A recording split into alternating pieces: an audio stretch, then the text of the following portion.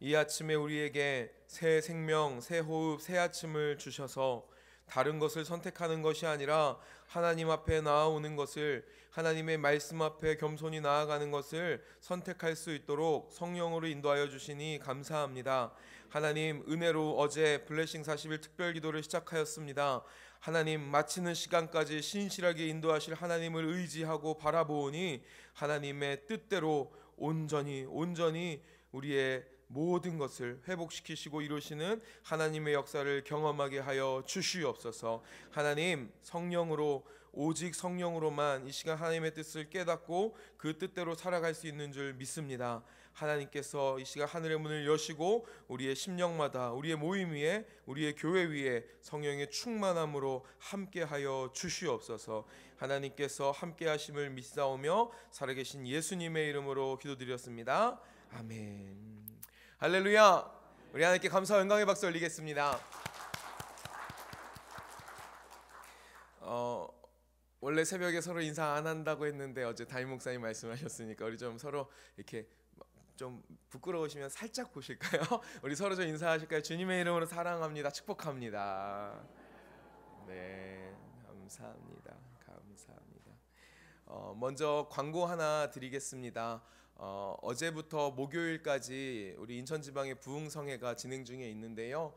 오늘 성회는 우리 원로 목사님께서 강사로 섬겨주시는 날입니다. 우리 성도님들 함께 기도해 주시고 또한 사모함으로 동참해 주시면 좋겠습니다. 꼭 함께 기도로, 마음으로, 또한 예배에 함께 해주시기를 주님의 이름으로 부탁드리겠습니다. 아멘. 이 시간 함께 하나님 말씀 보도록 하겠습니다. 오늘 우리에게 주신 하나님의 말씀, 함께 묵상할 하나님의 말씀은 베드로전서 1장 1절에서 12절의 말씀입니다. 베드로전서 1장 1절에서 12절의 말씀 우리가 함께 묵상하도록 하겠습니다.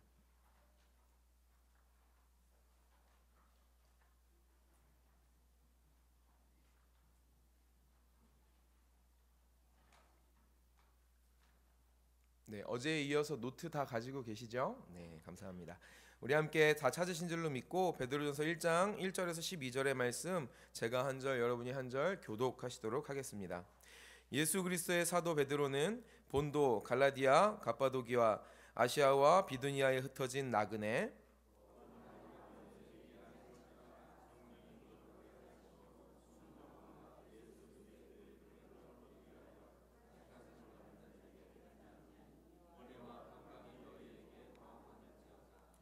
우리 주 예수 그리스도의 아버지 하나님을 찬송하리로다. 그의 많으신 긍휼대로 예수 그리스도를 죽은 자 가운데서 부활하게 하심으로 말미암아 우리를 거듭나게 하사 산 소망이 있게 하시며,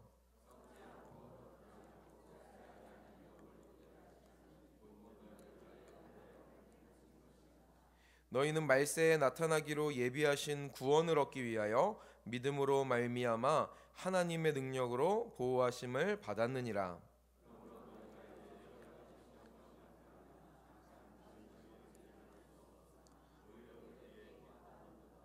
너희 믿음의 확실함은 불로 연단하여도 없어질 금보다 더 귀하여 예수 그리스도께서 나타나실 때에 칭찬과 영광과 존귀를 얻게 할 것이니라.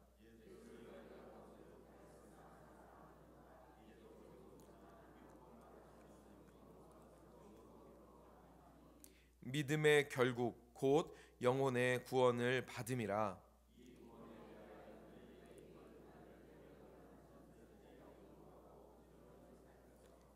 자기 속에 계신 그리스도의 영이 그 받으실 고난과 후에 받으실 영광을 미리 증언하여 누구를 또는 어떠한 때를 지시하시는지 상고하니라. 이 섬기는 바가 자기를 위하여 아니요 너희를 위한 것임이 계시로 알게 되었으니 이것은 하늘로부터 보내신 성령을 힘입어 복음을 전하는 자들로 이제 너희에게 알린 것이요 천사들도 살펴보기를 원하는 것이니라. 아멘. 우리 어제에 이어서 각자 조금 말씀을 한 번 더 살펴보는 시간을 한 3분 정도 갖고자 합니다. 보시면서 말씀 가운데에 우리에게 주시는 그 메시지, 특별히 오늘 이 본문 가운데 하나님 주시는 메시지를 우리가 하나하나 조금 개인적으로 살펴봤으면 좋겠습니다. 우리 한 3분 정도만 한번 살펴보도록 하겠습니다.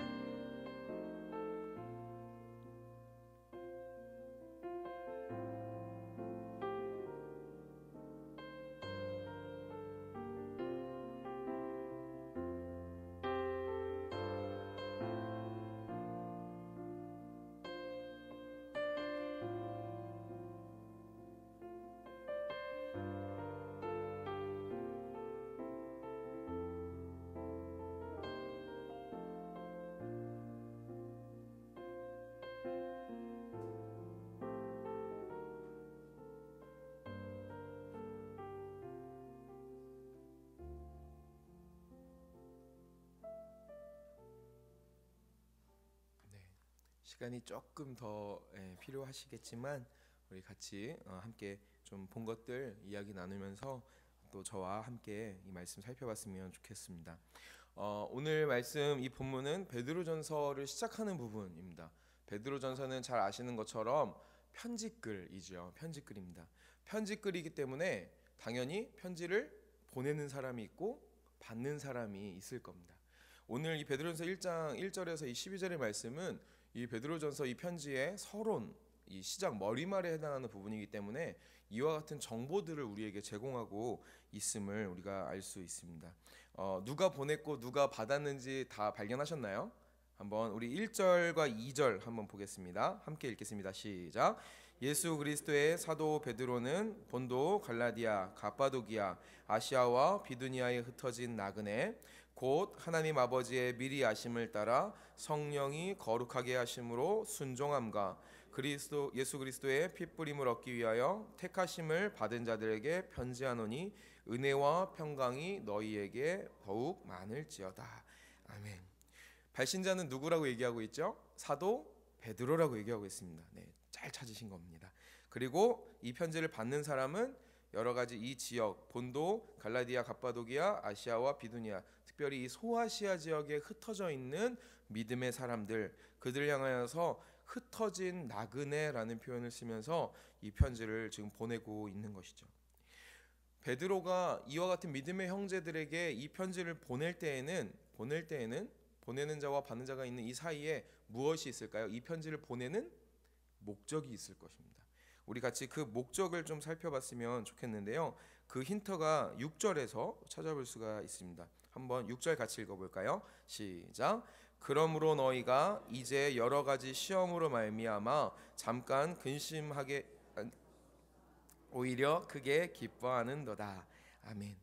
이 편지를 받는 사람들은 어떤 상황에 있었냐면 믿음으로 인한 자신의 그리스도 예수를 향한 신앙으로 인한 시험 가운데, 여러 가지 시험 가운데 있었다라는 것을 우리가 지금 6절 말씀에서 살펴볼 수 있고, 시험으로 인하여서 근심 가운데 있다라는 것을 알 수 있습니다.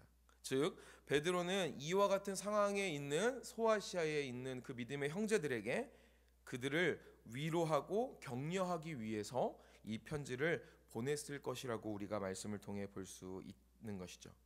이 귀한 믿음의 형제들이 이 편지를 받는 사람들이 어떤 어려움에 있는지는 이 베드로전서 이후 말씀 가운데서 우리가 살펴볼 수 있고요. 오늘 함께 더 살펴보기 원하는 것은 그들을 향하여서 여러 가지 시험 때문에 근심하고 있는 그들을 향하여서 어떻게 위로하고 또한 격려하는지, 그들에게 뭐라고 권면하는지 우리가 조금 더 살펴봤으면 좋겠습니다. 그들 향한 이 사도 베드로의 위로와 격려는 첫 번째, 그들이 누구인지를 분명하게 알도록 가르치는 것에서 시작하고 있습니다.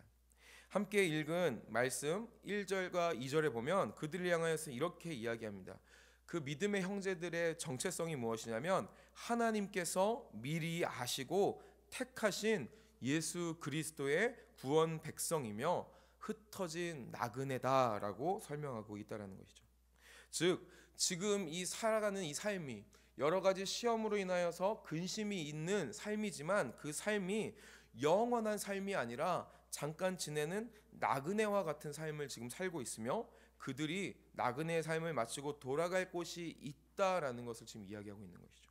그리고 그러한 삶을 살고 있는 그 이유, 그렇게 살고 있다라고 지금 이야기하는 근거가 무엇이냐라고 한다면 그것이 예수 그리스도의 부활이다라고 이야기하고 있습니다. 즉 이 편지를 지금 받아서 읽고 있는 사람들에게 베드로가 말하고 싶은 것은 너희가 지금 우리가 살고 있는 이 삶에서 이내 사라질 것이 있고 그리스도 예수의 부활로 말미암아 영원한 것이 있음을 지금 비교하고 대조하고 있다라는 것이죠. 그리스도께서 부활하심으로 인하여서 사망의 권세를 끊으시고 영원한 어둠과 그 소멸, 죽음을 이기시고 소망을 이뤄주신 것처럼 이것을 믿는 우리 모두에게도 4절에서 말하는 것처럼 썩지 않고 더럽지 않고 쇠하지 않을 그 유업을 그리스도와 함께 이어가게 하신다라고 지금 권면하고 있다라는 것입니다. 할렐루야. 우리는요 하나님 아버지의 그 미리 아심을 따라서 구원의 택하심을 받은 소망의 백성인 줄 믿습니다.